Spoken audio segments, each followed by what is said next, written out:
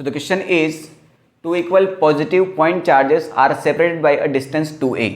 तो दो point charge लेते हैं, दोनों चार्ज कैसे हैं भैया, हमारे पास पॉजिटिव हैं, इन दोनों के बीच की सेपरेशन कितना है, 2a है, दिया हुआ है. The distance of a point charge from the centre of the line joining two charges on the equatorial line. तो बेटा centre of the joining two charges, तो इसका सेंटर यहाँ होगा, और परपेंडिकुलर बाइसेक्टर, तो बाइसेक्टर तो है ही सही, परपेंडिकुलर मतलब यहाँ.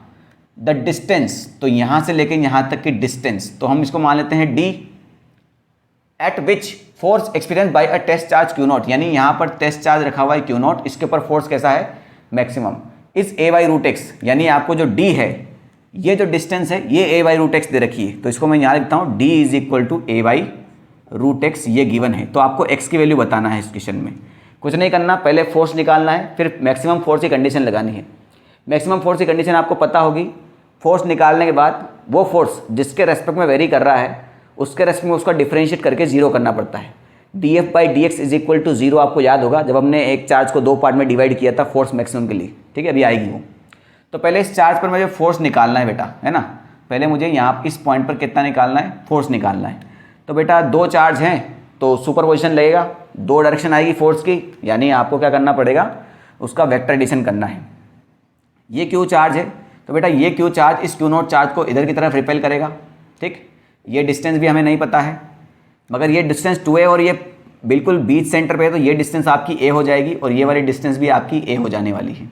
ये बीच की डिस्टेंस d है, तो अगर मैं इसको r मानता हूँ तो बेटा ये पाइथागोरस थ्योरम बन जाएगा. यहाँ से राइट एंगल ट्राइंगल है ये, तो आपका जो r होगा वो हो जाएगा root a square plus d square. इसमें कोई डाउट नहीं. तो इस पर जो फोर्स लगने वाला है उसको हम यहाँ लिख देते हैं f. ठीक है, और जो f होगा वो उसको भी मैं यहाँ लिख देता हूँ. f इज इक्वल टू कितना हो जाएगा, k q not divide by r square.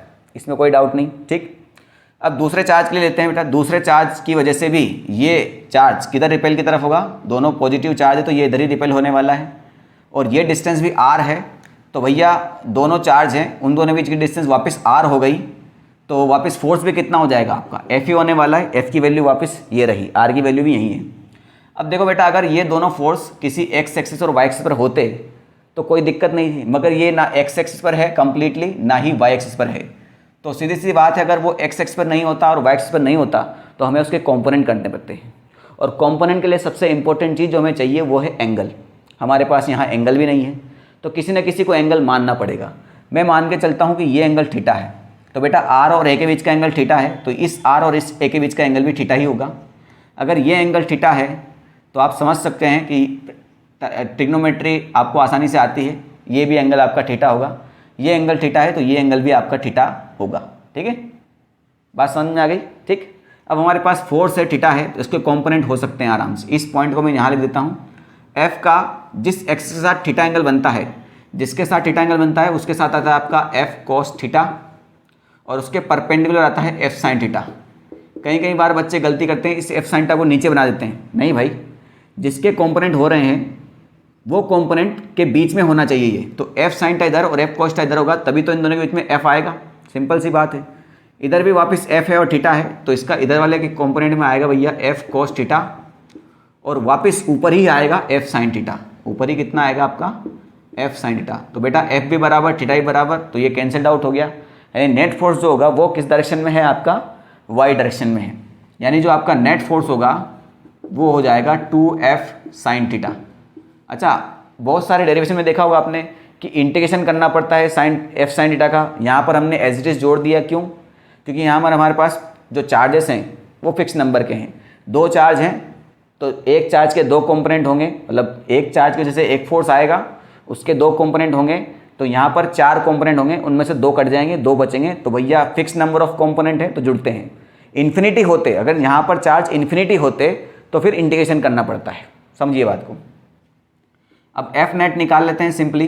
2 force की वैल्यू क्या निकाली हमने, K Q not divide by r square. तो ये हो जाएगा K Q not divide by r square, और यहाँ पर आ गया हमारा साइन थीटा.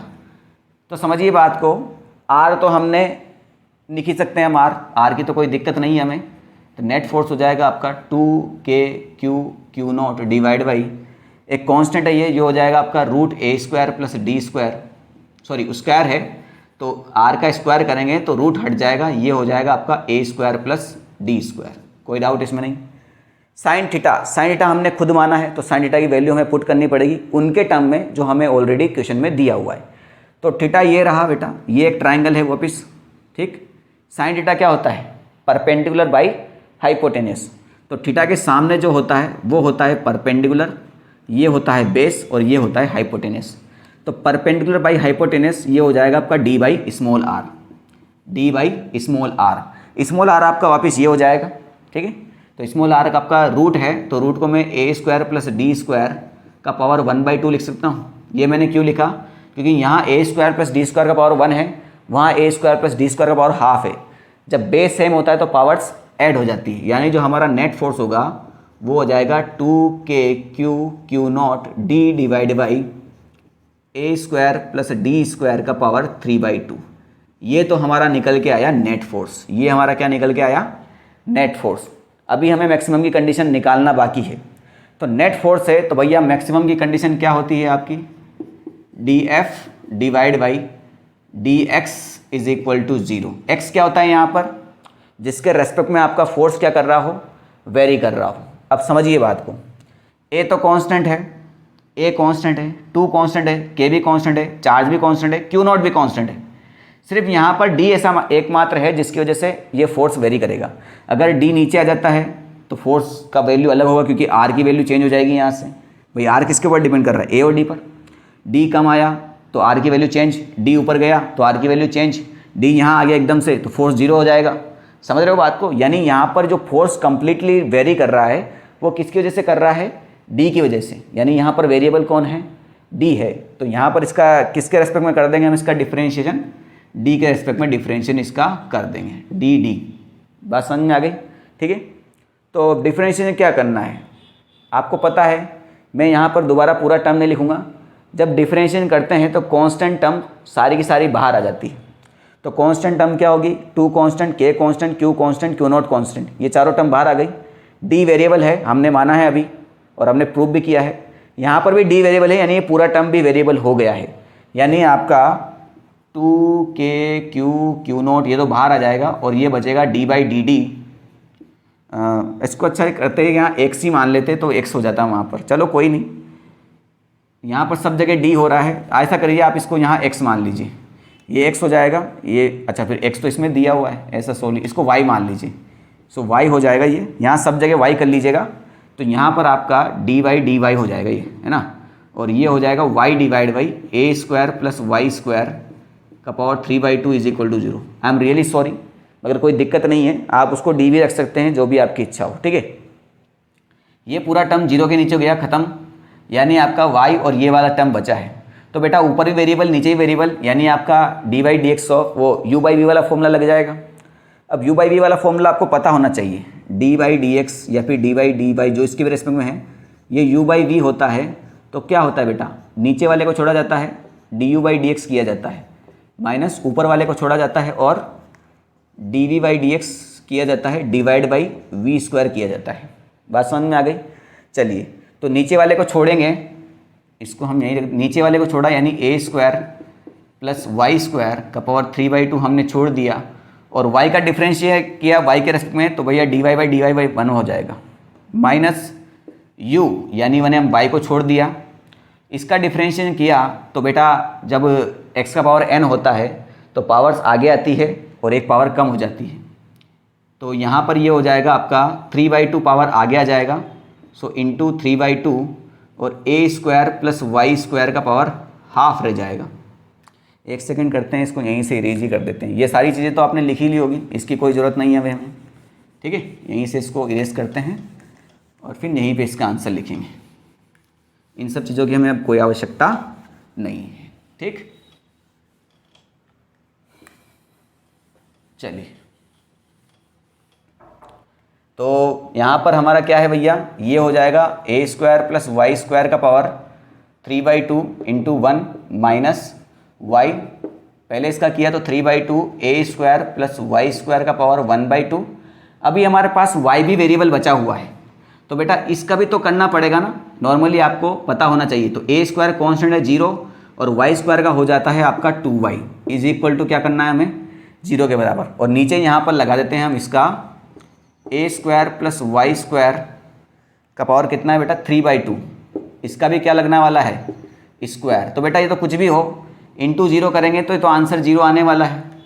इंटू 0 करेंगे तो ये तो पूरा टर्म खत्म हो गया। ये यहाँ से 2 से 2 भी खत्म हुआ, ठीक। तो ये हो जाएगा आपका ए स्क्वायर प्लस वाई स्क्वायर का पावर 3/2।